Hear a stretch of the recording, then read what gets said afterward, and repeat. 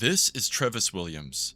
In February 2020, Trevis was minding his own business and enjoying his day. Little did he know that facial recognition software from CCTV footage would try to pin him to a crime of a man flashing a woman in Manhattan's Union Square. Here's what went wrong.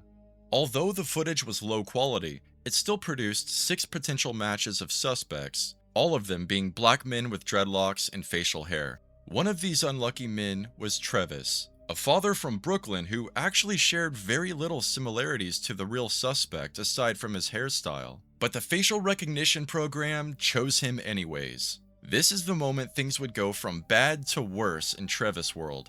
His photo was produced in a lineup, and the victim actually picked him out instead of the real suspect. So even though detectives were warned that the AI's output was not evidence of guilt, they arrested and jailed him for 2 days anyway under probable cause.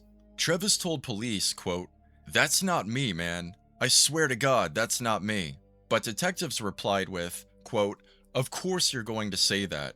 Now, because of what seems to be both incompetence and corruption, it took until July for charges against Trevis to be dropped. His public defenders, the Legal Aid Society, proved he was falsely identified, and phone records showed that Trevis was 12 miles away from the crime while it was happening. Legal Aid also sent a letter to authorities that included a shocking pattern of false arrests based on facial recognition data, and also claimed that the New York Police Department relies on facial matches from outside their approved photo database, and that they also rely on other city agencies like the New York Fire Department to do what the New York Police Department is restricted from doing.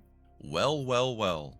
Now, although the charges were dropped, the damage from 5 months of psychological torture and stress wouldn't just disappear overnight. Trevis said before this happened, quote, "I was in the process of becoming a correctional officer at Rikers Island, but after my arrest, they kind of froze the hiring process. I hope people don't have to sit in jail or prison for things they didn't do." Fortunately, life may have finally gotten a little bit brighter for Trevis. I'm not 100% certain what the settlement payout was after this case was dismissed because I get scattered results when I search for it.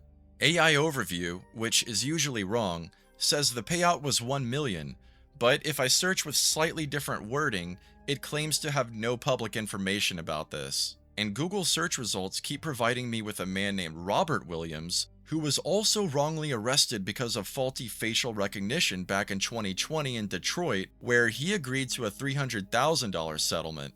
So what that tells us is this is becoming a serious problem and threat to society, because if it can happen to Trevis or Robert, it can happen to you and me. And I am absolutely blown away by the deceit and sheer ineptitude by police in cases that could have easily been solved with common sense. Now, if this isn't proof that AI isn't faultless and we cannot trust it, then I don't know what is.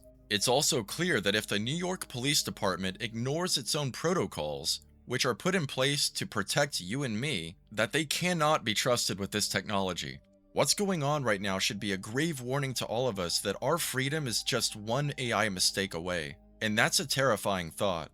What do you think? Is a $300,000 payment justifiable for being falsely arrested, jailed, and forced to testify in court for something you didn't do? What about $1 million? Let me know in the comments section below if you'd take that trade-off or not.